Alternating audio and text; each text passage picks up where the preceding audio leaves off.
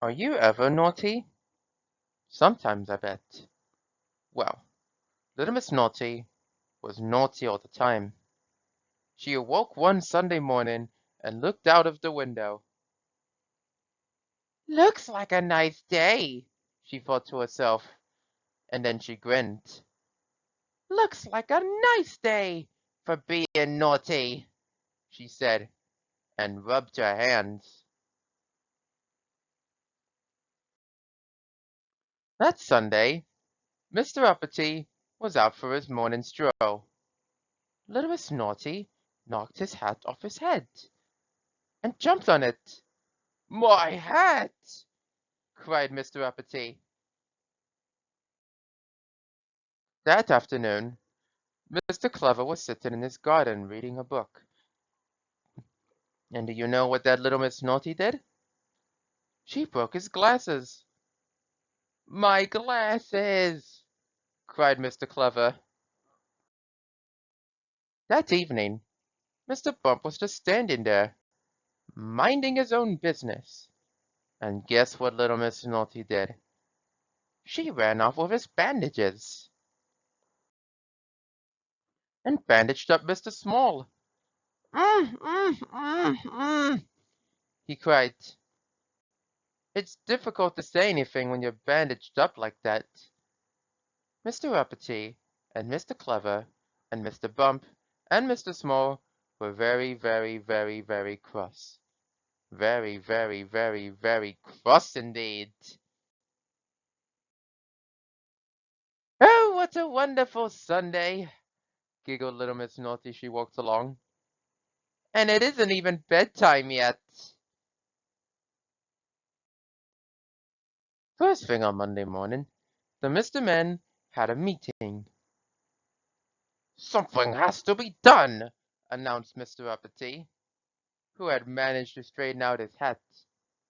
They all looked at Mr. Clever, who was wearing his spare pair of glasses. You're the cleverest, they said.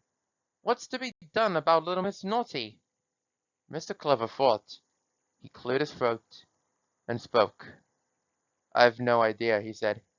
I have, piped up Mr. Small. I know what that naughty little lady needs, he went on, and I know who can do it, he added. What? Asked Mr. Uppity. Who? Asked Mr. Clever. Aha!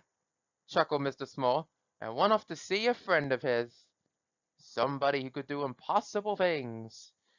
Somebody who could do impossible things, like making himself invisible. I wonder who that could be. That Monday, Mr. Nosy was asleep under a tree. Little Miss Naughty crept towards him with a pot of paint in one hand, a paintbrush in the other, and a rather large grin on her face. She was going to paint the end of his nose red. But just as she was about to do the dreadful deed, something happened. Tweak! Somebody tweaked her nose.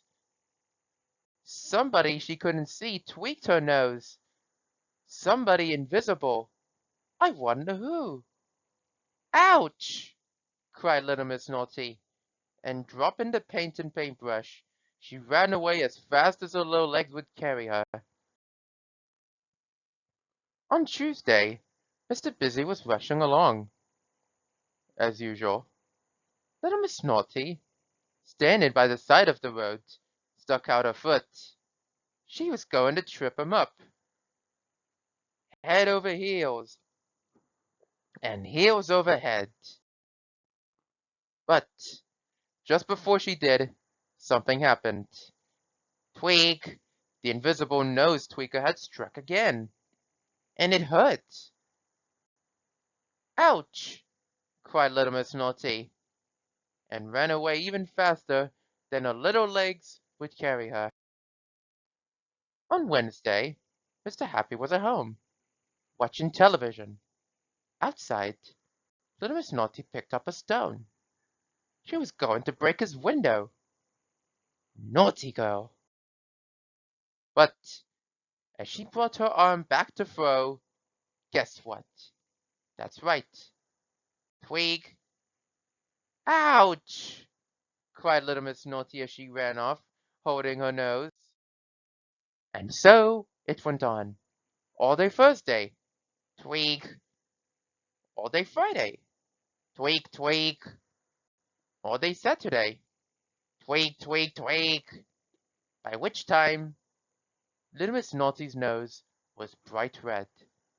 But by Sunday, she was cured. No naughtiness at all, thanks to the invisible nose tweaker. On Sunday evening, Mr. Small went round to see him. "Hello, Mr. Impossible," he smiled. "Thank you for helping to cure little Miss Naughty." "My pleasure," laughed Mr. Impossible. "But it did take all week." Mr. Small grinned. "Don't you mean," he said, "all tweak?"